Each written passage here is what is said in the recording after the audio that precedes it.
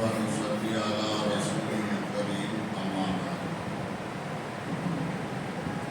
قال الله تعالى في القرآن العظيم والفرقان المجيد: أعوذ بالله من الشيطان الرجيم. بسم الله الرحمن الرحيم.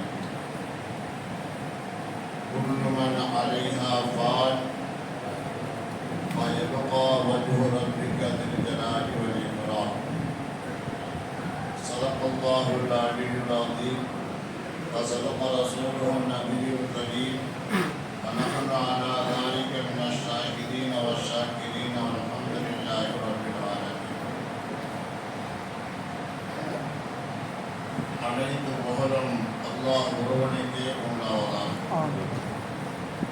சலாத்தும் சலாமும் இருலோகத்தின் தலைவர் சய்யிதுல் அன்பியா ஹஜ்ரத் ரசூலுல்லாஹி ஸல்லல்லாஹு அலைஹி வஸல்லம் அவர்களின் மீதும் அவர்களின் தூய்மையான குடும்பத்தினர்கள், சத்திய சஹாபாக்கள், தாபியீன்கள், தபா தாபியீன்கள், முஹத்திஸீன்கள், முஃபஸ்ஸிரீன்கள், முஜ்தஹிதீன்கள், இமாம்கள், ஷேഖமார்கள், உலமாக்கள், முன்னோர்கள், நம்மவர்கள் பூரா உம்மத்தின் மீதும் என்றென்றும் நிறைவாக உண்டாவதாக.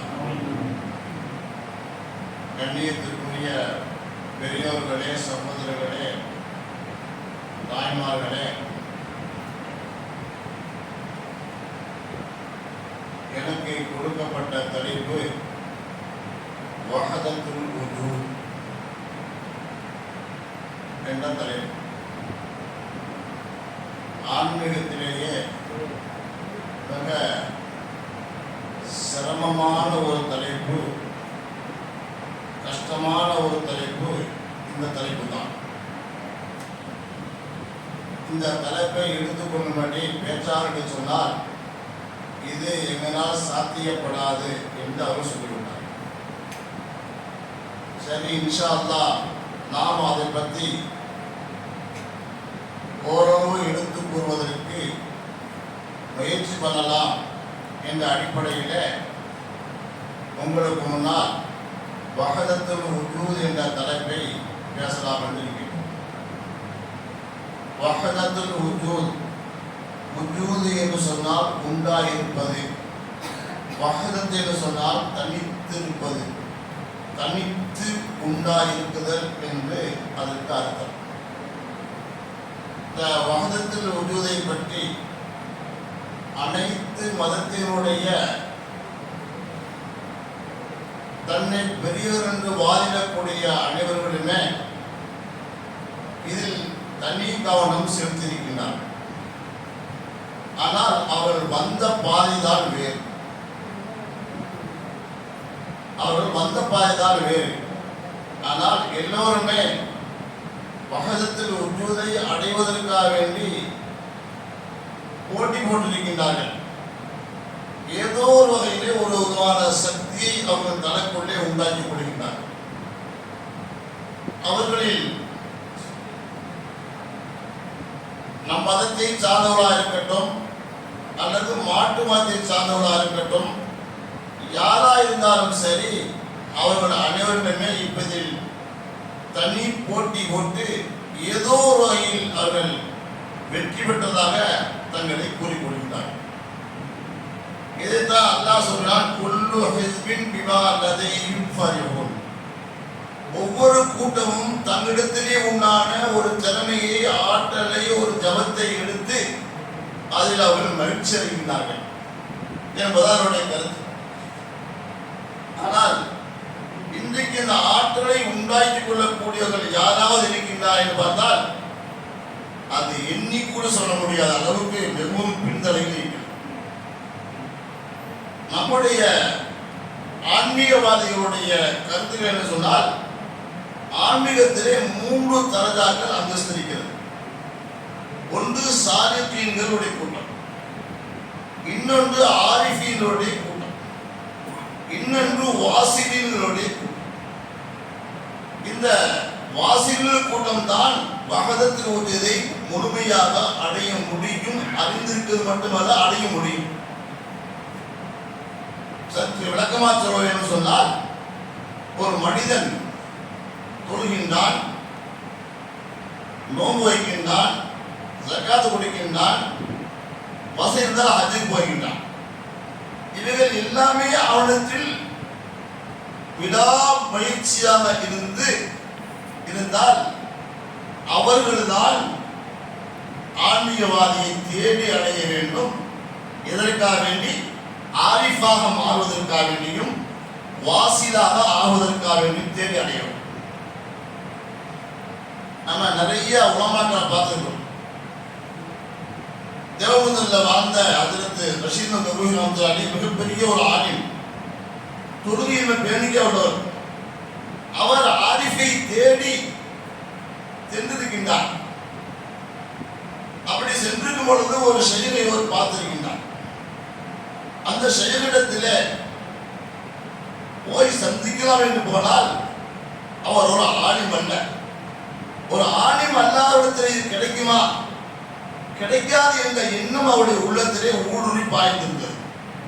இதை அந்த ஷேகு புரிந்து கொண்டார்கள். புரிந்து கொண்டு சொல்லுகின்றார்கள், அதுல எண்ணத்துல 40 ரூபாய் தக்குங்க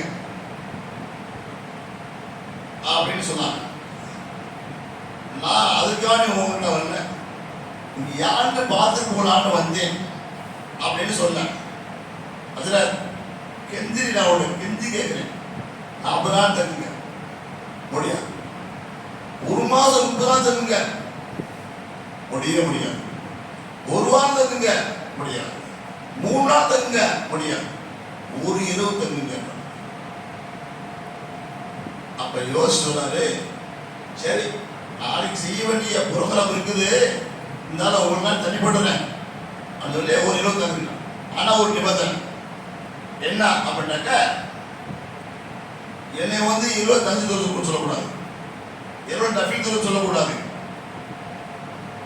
தஸ்பீஹ் சொல்லக்கூடாது, எதுவுமே சொல்லக்கூடாது. உங்களிடத்துல இரவுல தங்கி காலையில வீட்டு போயிருவேன். இதுக்கு சரியா அப்படின்னு கேட்டாங்க. அந்த ஷேர் சரின்னு சொன்னாங்க. ஆனால் இவர்கள் ஆரிஃபை தேடி அடையக்கூடியவர்கள் தான், இல்லைன்னு சொல்லவில்லை. ஆனால் மார்க்க ரீதியான எல்லா அமல்களும் உண்மை பெற்றிருக்கிறது, அது இல்லைன்னு சொல்ல முடியாது. ஆனாலும் இவர்கள் ஆரிஃபாக ஆக வேண்டும் என்ற ஆசைகள் உள்ளே நிறைய இருந்தது. இதை புரிந்து கொண்ட அந்த ஷேக் அவரிடத்தில் கெஞ்சுகின்றார். கடைசியில் அவரிடத்துல ஒரு இரவு மட்டும் தங்கிறதுக்கு வாய்ப்பு தான். அவருடைய முறியதை பார்த்து சொன்னாங்க, நீங்க யாருமே அவருக்கு ஒரு பெரிய ஆலிம், மிகப்பெரிய திறமையானவர், நல்ல பேச்சாளர், நல்ல இபாதத்தாளி, எல்லாமே அவர்கிட்ட இருக்குது. அதனால அவரை எந்த ஒரு இடையும் செய்யாதீங்க, அவர் ஓரத்தில் பெட்டு போட்டு கொடுத்துருங்க, அது படுத்துக்குவாரு. நீங்க இந்த பக்கம் சப்தம் இல்லாம அமைச்சிருங்க அப்படி சொன்னாங்க. சரின்னு சொல்லிட்டாங்க. இவங்களுக்கும் பெட்டு போட்டு படுக்க படிச்சு படுத்துறாங்க. இவங்கிட்ட அமைச்சிடறாங்க, சில குரான் ஓதுறாங்க, சில லிபா செய்யறாங்க, சில நிக்கர் செய்யறாங்க, எல்லாம் செஞ்சுட்டே இருக்காங்க. இப்ப இவங்க திடீர் படத்துக்கு திரும்பி பார்த்தாரு. நம்மளுடைய சாதாரண தொழுதுட்டு இருக்கான், நம்மளுடைய சாதாரண குரான் ஓதிட்டு இருக்காப்புல, நம்ம சாதாரண திக்கு செய்யறாப்புல, நம்ம ஒரு ஆலயமாச்சே, நம்ம செய்யக்கூடாதா? தூக்கம் ஒரு பிடிக்கல, தூக்கம் வருவாங்க. உடனே என்ன செஞ்சாங்க, பார்த்தாரு, இங்க பார்த்தாரு, திரும்பி பார்த்தாரு, நம்ம வாங்க வச்சுருக்கே வாழ்த்துவேன் இருந்தாலும் இருக்க முடியல. அவனால நேரம் போல ஒரு செய்தாரு, தூக்க காமிச்சாரு. அவங்களும் ஒரு அழகா தொழிலாளியாக நிகழ்ச்சி புலாவுறாங்க. காலையில அவங்க வந்த விஷயம் வந்தாங்க. அது சொன்னாங்க, ஆயிஷா, நான் உங்கள்கிட்ட கெஞ்சி கேட்ட ஒரு இரவு முடிஞ்சு வச்சு, நீங்க ஊருக்கு போகிறதா போகலாம், ஆனால் இருந்தா நான் ஒண்ணு சொல்ல மாட்டேன். அவர் பார்த்தாரு, இந்த அமைச்சக்கூடிய இதுக்கு தேவை தங்க வச்சாங்களா அப்படின்னு ஒரு பக்கம் இருந்தாலும் கூட அந்த இரவுல தொழுகக்கூடிய தொழுகையில் ஷேகை அறிந்து கொண்டார்கள். எப்படியா இருந்தாலும் தெரியும். ஆனா எதுவுமே சொல்லல, பேசாம தங்கிட்டாங்க. அங்க நிறைய பாஸ்தா உஸ்தாதா இருக்கிறாங்க, ஓதி கொடுக்குறாங்க, பெயரெல்லாம் நிறைய இருக்குது, எல்லாத்தையும் கூட அப்படியே தங்கிட்டாங்க. கிட்டத்தட்ட 3 நாள் இல்லை, 40 நாள் வரைக்கும் அவங்க சொன்ன மாதிரி தெரியிட்டாங்க. 40 நாளைக்கு பின்னாடி அவங்கள்ட்டயே பையத்து வாங்கி அன்றைக்கு அவங்க வந்து கிலாபத்து வாங்கிட்டு போயிட்டாங்க. இது ஆரம்பிச்சு. அப்ப அவங்கள்ட்ட வந்து அமல் இல்லையா, எல்லாம் இருந்துச்சு.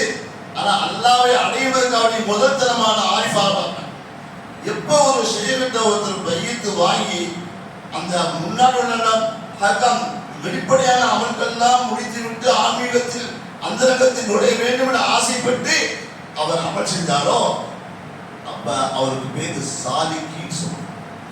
சுடுக்கூடிய பாதையில் தன்னை நுழைந்து கொண்டார்.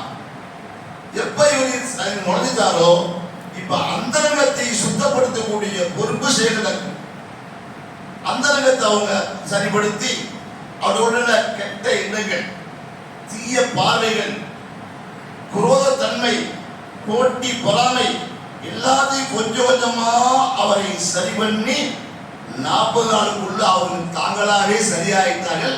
அவருடைய கிலாபத்து கொடுத்தாங்க. ஆலோசனை எப்ப அவர் கிலாபத்தை கொடுத்துட்டாங்களோ அப்ப இந்த ஷேக் வந்து ரசூலுல்லாஹி ஸல்லல்லாஹு அலைஹி வஸல்லம் அவரை சேர்த்து வைத்து விட்டாங்க. சேர்த்து வைத்து விட்டாங்க அப்படின்னாக்க என்ன அர்த்தம்? கிலாபத்துல என்ன அர்த்தம்? ஸல்லல்லாஹு அலைஹி வஸல்லம் மூலமாவோ இவருடைய ஷேக் மூலமாவோ ஒரு இஷாரா கிடைத்திருச்சு. இவர் பண்பட்டு விட்டார், உள்ளத்தால் பண்பட்டு விட்டார் என்று சொல்லி அவருக்கு ஆரிஃபின் பட்டத்தை கொடுத்தோம். ஆரிஃபீன் சொன்னா ரசூலுல்லாவை அடைந்தவர் அர்த்தம். ரசூலுல்லாவை அடைஞ்சிட்டாங்க.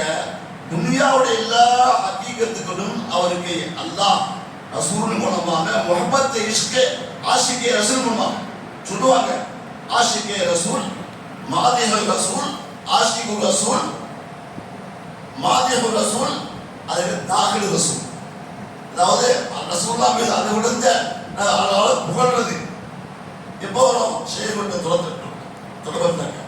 ரெண்டாவது வரும் ஆஷிகே ரசூல மாறுபட்டாங்க. மூணாவது தாகில் ரசூல் ஸல்லல்லாஹு அலைஹி வஸல்லம் தன்னை நுழைத்துக் கொண்டார். இதை ஃபனாஃபி ஷேக் முடிந்து ஃபனாஃபி ரசூலுக்கு வந்து விட்டார். ஃபனாஃபி ரசூலுக்கு அவர் வந்து விட்டார்னு சொன்னா இவருக்கு உலகத்தோட எல்லா ஐக்கியத்தையும் காட்டணும். அவங்க என்ன ரசூலுல்லாஹி ஸல்லல்லாஹு அலைஹி வஸல்லம் அல்லாஹ்வோடு அவரை சேர்த்துருவார். எப்படி ஒரு எழுத்தை பார்க்க முடியல, கண்ணாடி போடுறோம், கண்ணாடி போட்டா எழுத்து வந்துடுது. இதே போட்டு ஒரு கண்ணாடியாக ஸல்லல்லாஹு அலைஹி வஸல்லம் ஆகி அல்லாஹ்வை காட்டி கொடுப்பாங்க. அல்லாஹ்வை காட்டி கொடுத்துட்டாக்க அது ஃபனாஃபில்லா அப்படின்னு சொல்றோம். இது சரியான பாடம். மாட்டு மதத்தை சார்ந்த உணர்ச்சி செய்தாங்க, ஜவம் இருக்கிறாங்க. ஐம்பொலனையும் தனக்குள்ள அடக்கிக் கொண்டு ஒரு விதமான திக்ர் செய்கிறார்கள். அவர்களில் 1000 ஒருத்தர் தான் வகதத்துக்கு முடிவதை அடைவதற்கு போட்டி போட்டு கொண்டிருக்கிறார். ஒரு கேரளா ஒரு ஷேக் கேட்கும் சொன்னாங்க, வகதத்துக்கு முடிவதற்காக வேண்டி பலரும் பல வழக்கங்கள் சொல்றாங்க. ஆனால் அதை அடைந்தவர்கள் 1000 ஒருத்தரோடு கிடையாது.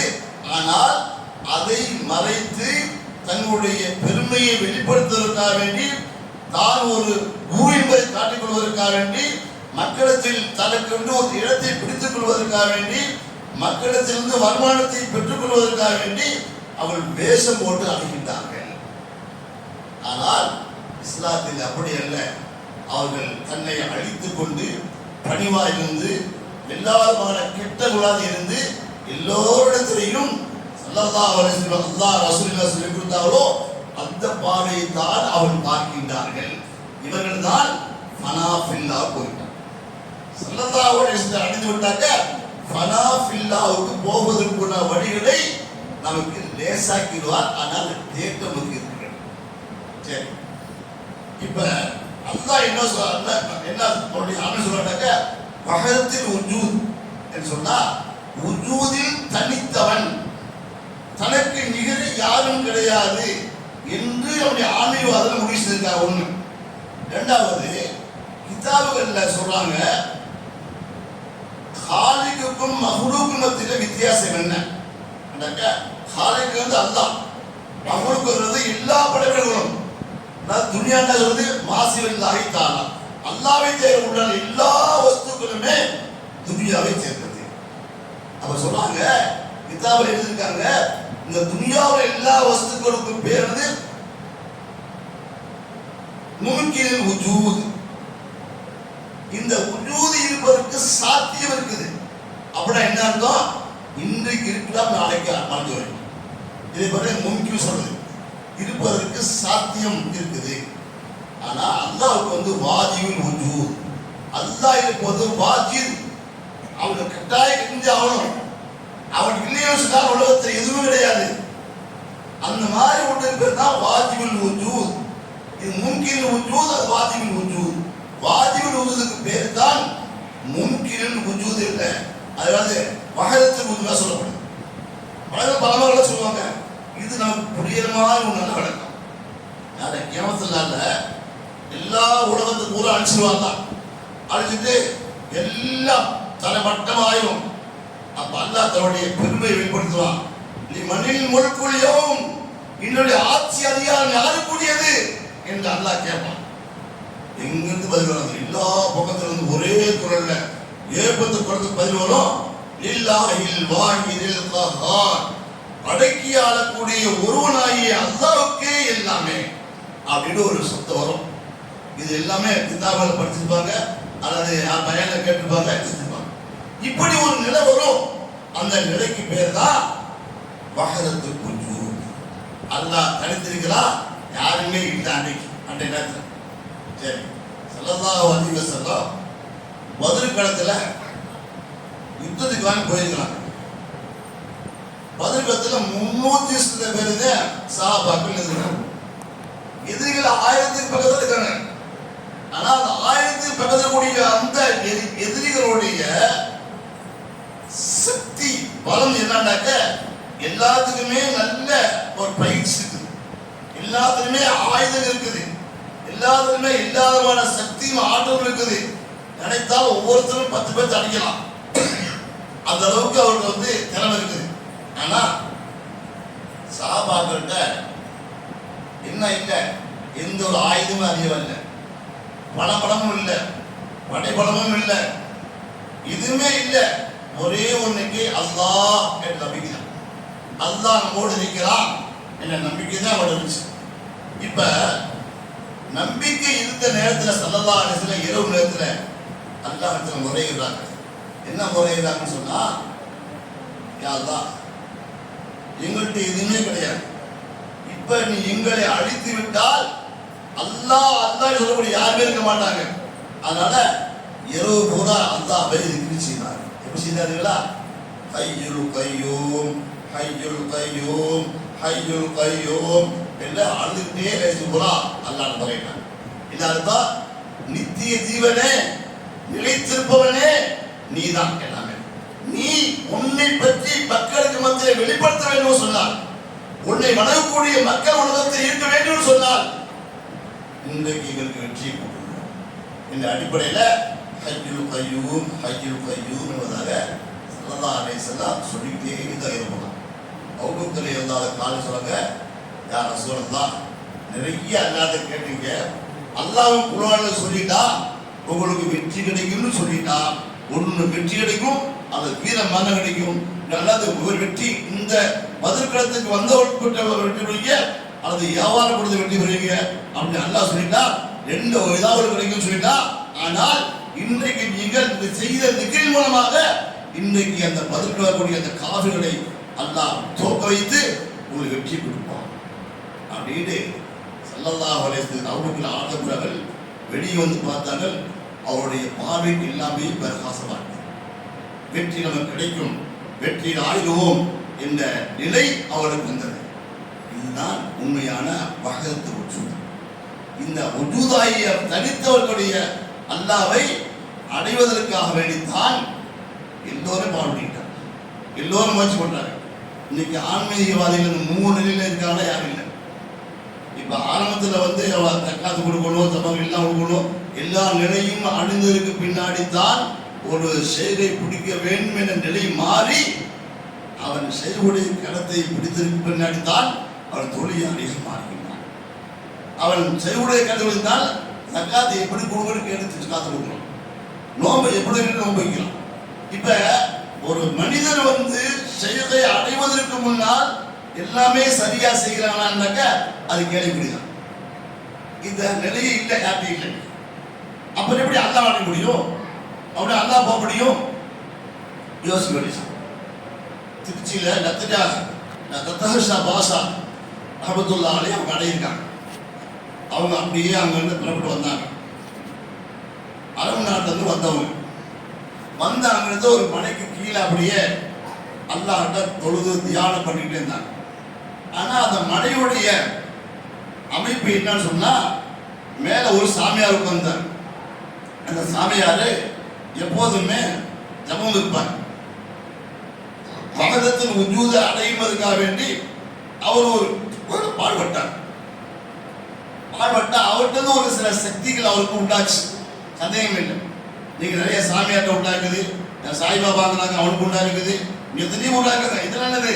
வகதத்தின் உஜூதில் தனக்கென்று ஒரு பாணியில் ரசூலை விட்டுவிட்டு குரானை விட்டுவிட்டு தாண்டோண்டி தனமாக ஐம்பொன்னும் தனக்குள் அடக்கிக் கொண்டு ஒரு விதமான ஜபம் இருக்கின்றான். அல்லாஹ் எல்லாத்தையுமே அவருடைய முயற்சிக்கு தகுந்த மாதிரி கொஞ்சமாவது கொடுத்துருவான், முழுசா கொடுக்க மாட்டான்.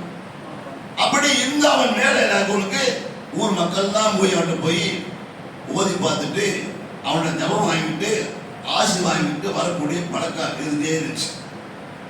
அந்த நேரத்தில் தான் நத்தர் பாஷா அவர் அந்த மலைக்கு கீழே வெள்ளை ஆடை உடுத்தியவர்களாக அங்கே தொழுது கொண்டிருந்தார். சல்லல்லாஹு பிடித்த ஆடையும் வெள்ளாடை தான். கலராட போடுறாங்க, நிறைய பேர் போடுறாங்க. அது போடக்கூடாது சொல்லல, போடலாம், தாய் இருக்குது, ஹலால் தான், என்ன சொல்லல. ஆனால் சல்லல்லாஹு பிடித்தது, அல்லாஹ்வுக்கு பிடித்தது வெள்ளை ஆடை தான்.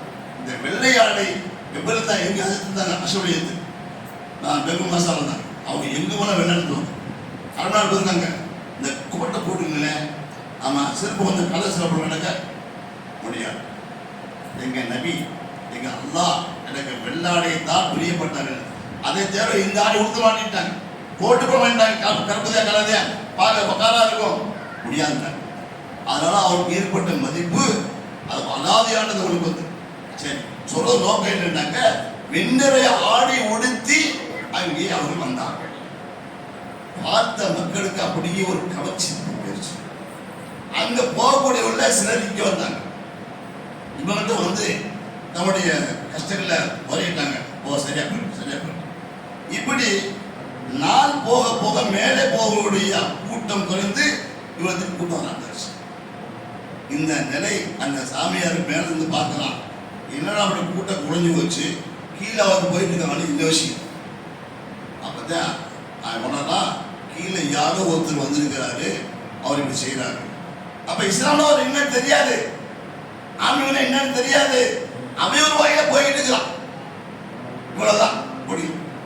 போயிட்டு இருக்கும் போது அப்ப அதை எட்டி பார்க்கலாம், அந்த பொறாம வந்துருச்சு. இந்த ஆள் நம்முடைய ஜபத்தை, நம்முடைய போங்கை, நம்முடைய கண்ணியத்தை, மரியாதை குறைக்கும் விதமா இருக்கிறது.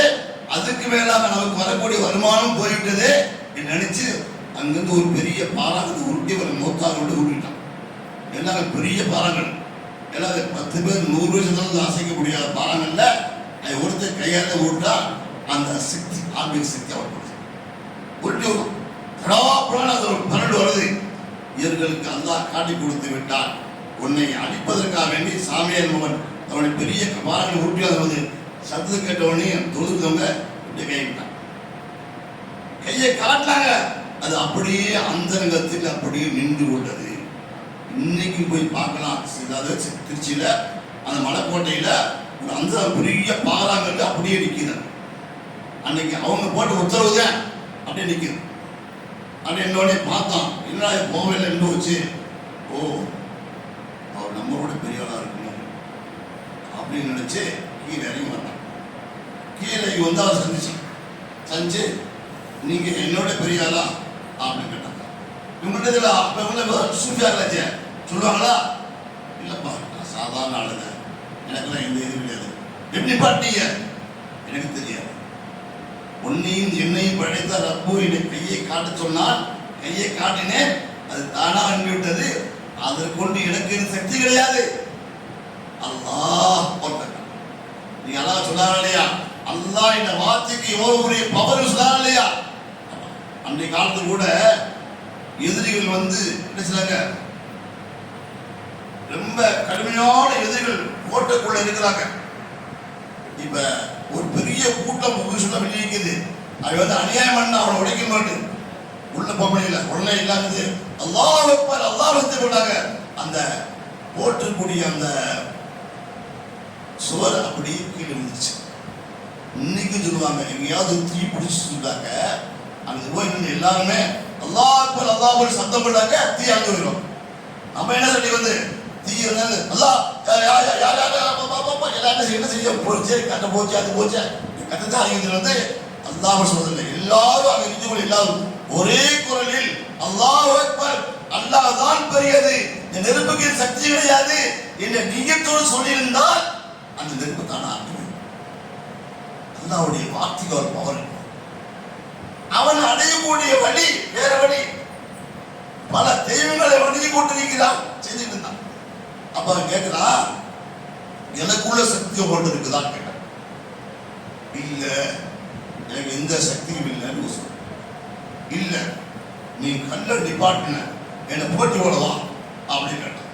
என்ன கேட்டான், இந்த தண்ணீர்ல விழுந்து தண்ணியாக நாம் கரைந்து போகணும், அதற்கு அந்த ஆற்றல் உங்கள்கிட்ட இருக்குதா அப்படின்னு கேட்டான். கேட்டேன் இல்லை, நீ மறுப்புற போட்டி போட்டுச்சு அவன் பற்புறான். இவங்க வரி இல்லாம அல்லாஹ்வை நம்பிக்கை வச்சு யாருலா என்னை இப்படி செய்ய சொல்லலாம், இஸ்லாம் உண்மையான மார்க்கமா இருந்தால், அது உண்மையான நான் அல்லாஹ் உன்னை அடைக்கொள்ள ஆற்றல் இருந்தால் இதற்கு நான் என்ன பதில் சொல்றது புரியவில்லை என்று சொல்லும் பொழுது நீ போட்டி போடி உள்ளத்துக்கு குதிப்பறிச்சு உடனே சொன்னாங்க, சரி போட்டி கொடுத்தேன். அப்ப ரெண்டு பேரும் ஒரு நடுவில் நியமிச்சுக்கணும். நடுவில் நியமிச்சாங்க. நடுவில் நியமிச்சு அவர் சொன்னாரு, ஒரு பூஜாவில் இந்த சாமியார் போகும்போது கரையை ஊத்துன தண்ணி எடுத்து வச்சுக்கணும், நீங்க போகும்போது வரக்கூடிய தண்ணீர் எடுத்து வைக்கணும். இதுல எது மனமா இருக்குதோ அவர் வெற்றி பெற்று விட்டார். அந்த நறுமணமாக தண்ணியை குடிச்சா ஆசையா இருக்கணும், எதுல வந்து அசிங்கமா இருக்குதோ நடிசா இருக்குதோ அதை யாரும் குடிக்க மாட்டாங்க, நாத்த வச்சிடும் அப்படின்னு சொன்ன உடனே சரி என்று ரெண்டு ஒப்பு கொண்டான். ஒருத்தர் மாத்தி ரெண்டு தண்ணீர் ஒண்ணாங்க நினைச்சான். ஆனா இந்த செய்து வந்து தன்னை அழித்துக் கொள்ள வேண்டும் என்று அல்ல, என்ற நிலை அவருக்கு இருக்குது. இருந்தாலும் கூட அவர்கள் தன்னுடைய சக்தி மீது அவர்களுக்கு திறமை மீது நம்பிக்கை இல்லை, அல்லாஹ் மீது தான் நம்பிக்கை. நேற்று கூட பாடத்தில் நடந்து சொன்னேன், மனிதன் தன்னிடத்துல படத்தை வைத்து நம்ப கூடாது. போட்ட 10 லட்சம் ரூபாய் இருக்குது, இதை வச்சு நான் என்னென்ன செய்வேன் அப்படின்னு நம்பிக்கை கூடாது. தன்னிடத்தில் இருப்பதை விட அல்லாஹ் இடத்திற்கு மீது நம்பிக்கை வைத்தால் தான் வெற்றி பெற முடியும். தன்னிடத்தில் எவ்வளவு பணம் இருந்தாலும் அந்த பணத்தை மீது நம்பிக்கை கூடாது. அல்லாஹ்வுடைய கஸானா மிக பெருசு.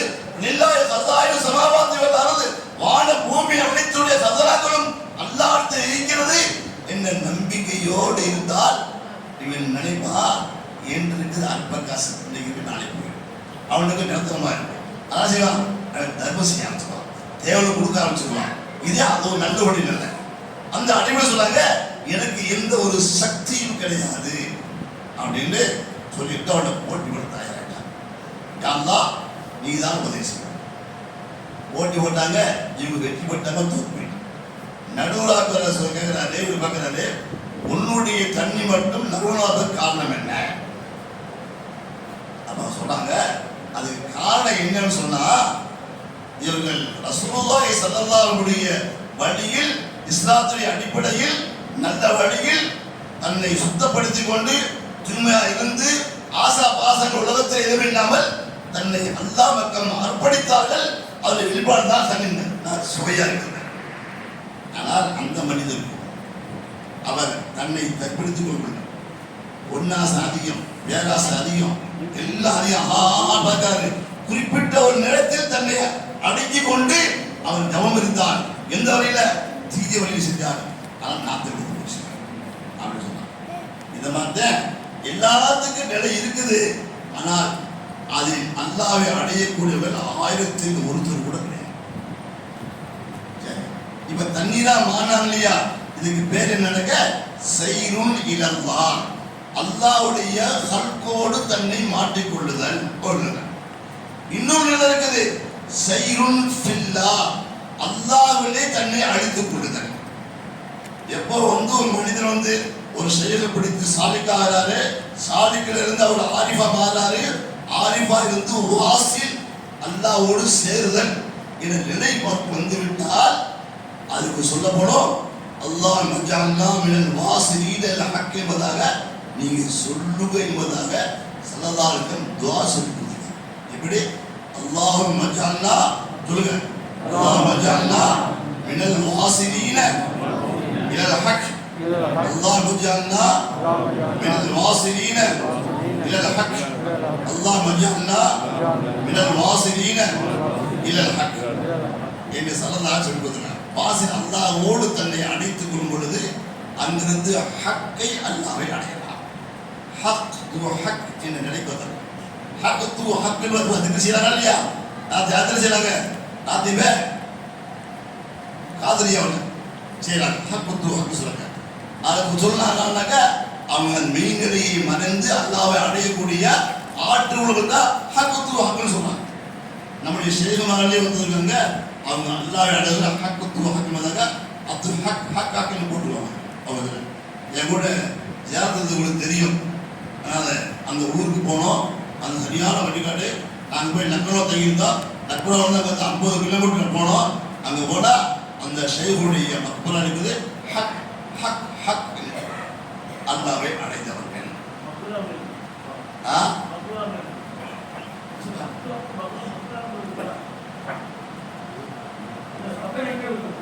அது ஊர் பிரச்சனை அவங்க அடைஞ்சவங்க. அப்ப அந்த அடைதலை பெறுதலுக்கு என்னக்க நாம் என்ன செய்யணும்? கடுமையாக முயற்சியும். அல்லாஹ்வை ஹக்கு ஹக்கு சொல்லக்கூடிய அளவுக்கு சைருன் ஃபில்லாவை தாண்டிவிட்டால் அல்லாஹ்வை அடைய முடியும். நம்ம நிறைய சமூகம்லாம் ஒன்றா சொல்லியிருக்கோம். உங்களுக்கு ஆமாம், டெல்லியில் அட்டைக்காரங்க யாரு? அதற்கு நிஜாமுதீன் வலியுல்லா பெரிய சீதகி, அல்லாஹ்வை அடைந்தவர்கள்.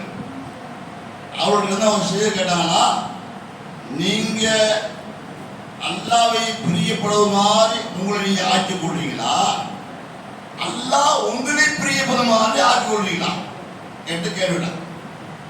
இவங்களுக்கு புரியல. நான் அல்லாஹ்வை பிரியப்படுற மாதிரி என்னை நான் மாற்றிக் கொள்ளுவா, அல்லாஹ் என்னை பிரியப்படுற மாதிரி நடந்து கொள்ளுவா அப்படி கேட்டான். சரி, கேட்ட உடனே பதில் தெரியல.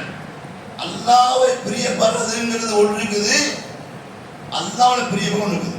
அல்லாஹ்வை நான் பிரியப்பட்டாக்க நம்ம எல்லாத்தையும் ஹலால் ஹராம் பார்க்கணும், எல்லாம் பார்க்கணும், எல்லாமே செய்யணும். அப்ப அல்லாஹ்வை அடைய வச்சுக்கணும். இது ஒரு இல்லை. அல்லாஹ் பிரியப்பட்டாக்க அல்லாஹ் ஹலாலையும் ஹராமையும் தன்னை பிரிச்சுடுவோம். அப்படியே பிரிப்பான். இந்த இடத்துக்கு போகக்கூடாதோ போகல தடுத்துடுவாங்க. இதை அல்லாஹ்வை பிரியப்படக்கூடிய ஒன்று. கேட்டவனுக்கு பதில் சொல்ல தெரியல. போய் இவங்க தாயாட்ட போய் கேட்டுவாங்க. தாயை பெரிய சீதை போய் கேட்டு சொல்லுவாங்க. போகிற வழியில் ஒரு மஜிது ஒரு பைத்தியக்காரமாக படுத்திருக்காரு. அவன் தானே நிஜாமுதீன் நீ வாங்க கூப்பிட்டாரு. என் பேர் இவருக்கு எப்படி தெரியும்? என்ன கூப்பிடுறாரு அப்படின்னு போக பக்கத்தில் உடனே கேட்குறாங்க, நீங்க அல்லாஹ் உங்களை பிரியப்படுற மாதிரி ஆக பிரியப்படுறீங்களா, அது நீங்க அல்லாஹ் பிரிய ஆக போறீங்களா அப்படின்ட்டு அவருக்கு கேட்கிறாரு. என்ன ஷேக் கேட்ட கேள்வின்னு கேட்கிறாரு அப்படின்னு புரியல. அவர் சொன்னாரு, இந்த ஷேக் எதையும் கேட்டாங்க, நீங்க எதையும் கேட்குறீங்க, எனக்கு ஒன்றும் புரியல அப்படிங்கும்போது சொல்றாங்க, உங்க அம்மாட்ட போய் கேட்டுருவோம். அப்ப அவங்களை உள்ளத்தால் உண்டு விட்டுருக்காரு. அவங்கள அல்லாஹ் அடையதில்லை. மஜிதுபான் அடைகிறார். அவர் தன் நிலையை அமைத்து நினைத்தவர்களை பார்க்கிறார். தாயாட்ட போறாங்க. தாயா சொன்னாங்க, அல்லாஹ் உங்களை பெரிய பதம் மாதிரி நடந்துக்கப்பா அப்படின்னு சொன்னாங்க. கேட்டு அம்மா அந்த மஜித்து வந்தாங்க. மஜித்து மோத போயிட்டார். அதுக்குள்ள சந்தோஷமா செய்ய மோத போயிட்டாரு. வேணுதாங்க வந்த உடனே அந்த மஜித்து கூட்ட உடனே அவனா அந்த உபாதத்தில் அவன் செத்து போய் கிடக்கிறாங்க அப்படின்னு மக்கள் சொல்றாங்க. தெரியாது மஜித்து பத்தி யாரும் தெரியாது, இறை நேசர்கள் யாரும் மக்களுக்கு தெரியாது. அங்க கிடக்குறாங்க. இவங்க பக்கத்துல போய் சொல்றாங்க, நீங்க அம்மாட்ட கேட்டோன்னு சொன்னீங்க, அதுக்குள்ள நீங்க மோத்தா போயிட்டீங்களே, நான் எப்படி உங்களுக்கு சொல்றது அப்படின்னு சொன்ன உடனே அவங்க மௌத்தானவர்கள் ஹயாத்தா ஆகி சொல்றாங்களா, உன் தாயா சொல்றது சரிதாப்பா, அல்லாஹ்வுடைய பிரியம் நடந்துக்க சொல்லி படுத்தி மௌத்தமிட்டாங்க. அப்புறம் ஷேகிட்ட வந்தாங்க. ஷேருக்கு சொன்ன உடனே ரொம்ப சந்தோஷப்பட்டாங்க. அல்ஹம்துலில்லாஹ். அதுக்கு பின்னாடி டெல்லியில போய் அவங்களுடைய மக்பராவுக்கு பேர் பார்த்தாக்க மஹ்பூபே இலாஹி அப்படின்னு இருக்கும். அல்லாஹ்வால் பிரியமாக்கப்பட்டவர் என்ற வார்த்தை அந்த நிசாமுதீன் வலியுல்லாவுடைய மக்பராவில் அப்படியே எழுதிருக்கு. மஹ்பூபே இலாஹி போட்டுட்டாங்க. காரணம் என்ன? அல்லாஹ் அடைஞ்சவங்க. எப்படி அல்லாஹ் அடைஞ்சாங்க என்பதற்கு ஒரு சம்பவமே இருக்கு, பெரிய சம்பவம் இருக்குது. ஆனா அந்த பெரிய சம்பவத்தை சொல்லக்கூடிய நேரம் நமக்கு இப்ப இல்லை.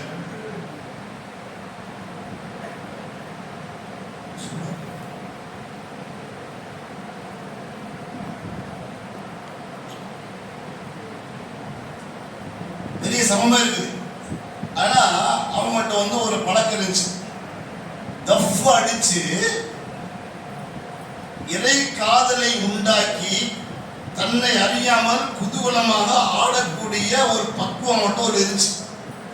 இது ஷரியத்து ரீதியா கூடுமா அப்படின்னு கேட்டாக்க, அப்படி இசைத்து பாட்டு படிச்சு பாடு எழுந்து ஆடுறதே இது இஸ்லாத்துல கூடாது அப்படின்னு.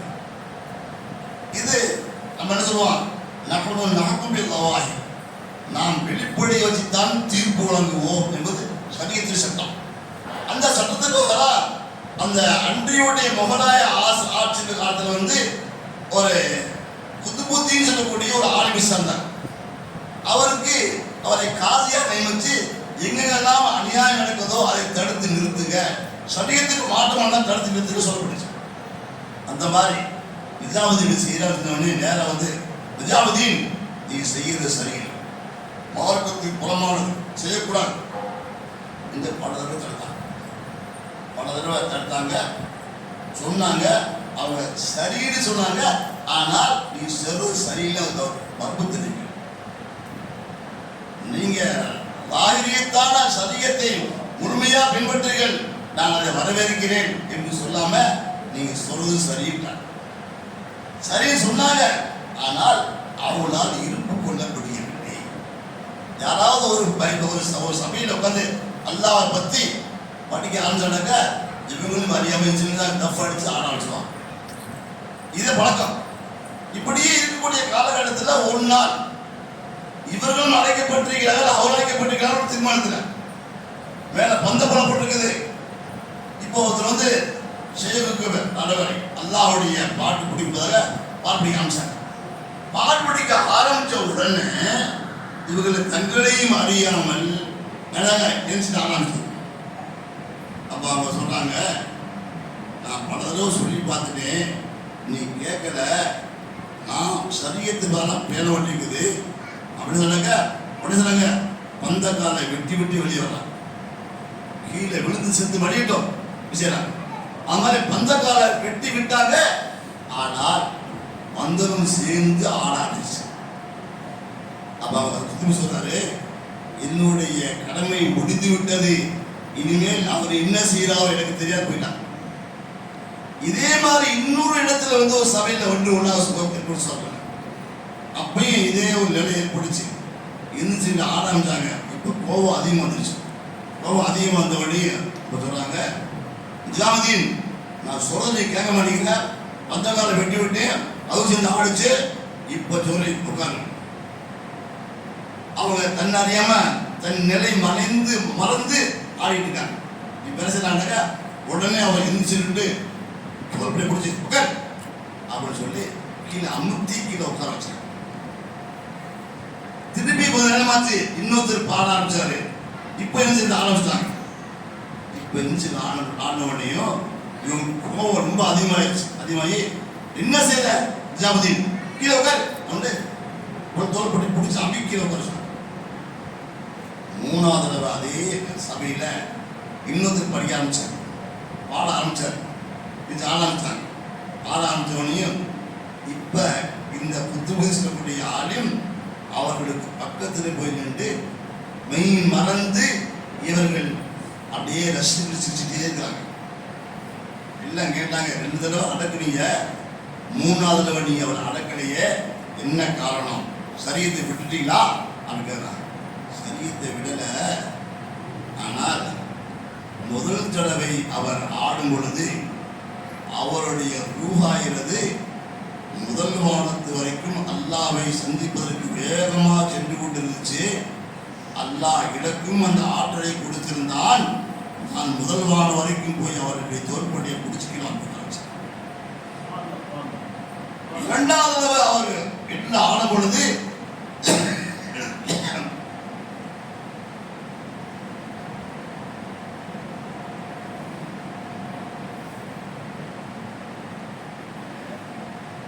இரண்டாவது இருந்து அவர் ஆன பொழுது அவருடைய ரூருக்கதே மிக வேகமா போச்சு. அந்த வேகத்துக்கு போகக்கூடிய ஆற்றல் எனக்கு இருந்துச்சு. அவருடைய ரூ 7வது வானத்துக்கு போயிருச்சு. எனக்கு போகக்கூடிய ஆற்றல் இருந்துச்சு. வேகமா போய் தோற்கடிச்சு அமைக்கிட்டு உட்காந்து.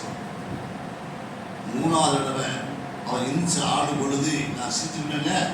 நான் அவருடைய ரூ போனதுக்கல்ல, அல்லாஹ்வுடைய சன்னிதானத்தில் அல்லாஹ்வுடைய வஹதத்தில் உசரக்கூடிய அந்த நிலையில் அல்லாஹ்வை அவர் சந்தித்துக் கொண்டிருக்கிறார்.